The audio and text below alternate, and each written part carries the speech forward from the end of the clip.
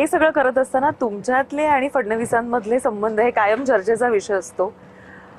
खरंच तुमच्यामध्ये असं शीतयुद्ध किंवा कोल्ड वॉर हे असं चालू असतं का कायम? खरं म्हणजे तुमच्या मीडियामध्येच कोल्ड वॉर चालू आहे. हॉट वॉर तुम्ही आमच्यावर आणि टोलवता. कोल्ड वॉर आमच्यामध्ये तसं काहीच नाही. तुम्हाला मी सांगतो, देवेंद्रजी आणि मी चांगला मित्र आहे. ते आमदार होते, मी तेव्हा आमदार होतो. त्यांचं मॅजेस्टिकची खोली मी पाहिली आहे.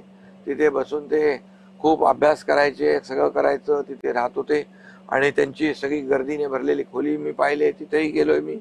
त्याचबरोबर आमचं जे काही उठाव आम्ही केला त्यावेळेस आमचे अनुभव जे आहेत मित्रत्वाचे आणि कसे एक दुसऱ्याला सपोर्ट करायचा आणि तेही मी अनुभवलंय, त्यांनीही अनुभवलेलं आहे कसे आम्ही भेटायचो. आता पण कुठलीही काही चर्चा माझ्या कानावर आली किंवा त्यांच्या कानावर आली तरी सुद्धा आम्ही एक दुसऱ्यांना शेअर करतो. बर, हे लोकांना वाटतं यांच्यात काय संवाद आहे, पण आमच्यात बरोबर संवाद आहे. म्हणजे ना अबोला ना दुरावा. काही नाही. आम्ही बघा, आमचा अजेंडा त्यांचा अजेंडा आमचा अजेंडा क्लिअर आहे. आम्ही महाराष्ट्रासाठी काय करणार, या महाराष्ट्रातल्या लोकांसाठी काय करणार, या राज्याच्या विकासासाठी काय करणार, हे आमचं धोरण आहे. आणि त्यांची आणि माझी भूमिका ही विकासाची आहे.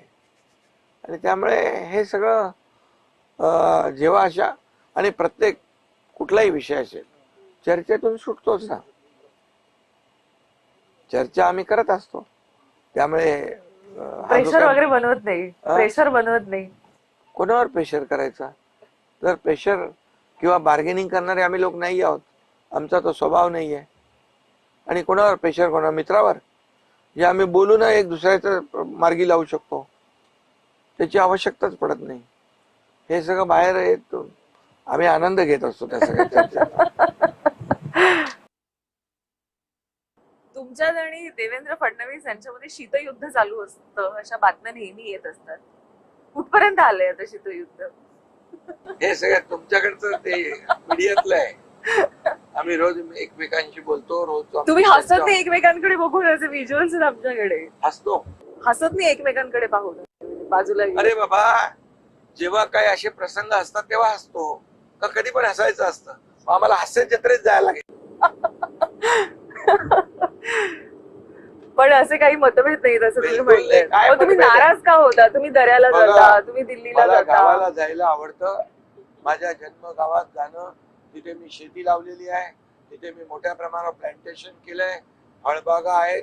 मी तिथे गेल्यानंतर मला आनंद होतो. तिथे गावी गेलो की यांच्या पोटात दुखतं. दिल्लीला गेलो की पोटात. अरे दिल्ली, आम्ही एनडीएतले घटक आहोत, एनडीएतले पार्ट आहोत. मोदीजी आम्हाला बोलवतात, अमित भाईंकडे आम्ही जातो. आम्ही महाराष्ट्रासाठी काही ना काही मिळवायसाठी जातो.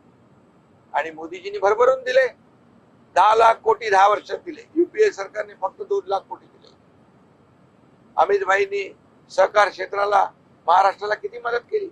10,000 कोटीचं इन्कम टॅक्स वेव्ह केलंय. मग का जाऊ नये आम्ही? 10 जनपदला ते जातात तेव्हा आम्ही काय बोलतो का? आम्ही काय बोलतो, तुम्ही कुठेही जा. पण आम्ही कुठे गेलो की त्याची बातमी, त्याची पोटदुखी. का? एका शेतकऱ्याचा मुलगा मुख्यमंत्री झाला म्हणून, एक सर्वसामान्य कुटुंबातला मुख्यमंत्री झाला म्हणून काय पोटदुखी, काय जळजळ मळमळ. मुख्यमंत्री झाल्यापासून यांचा शिव्याशाप चालू आहे.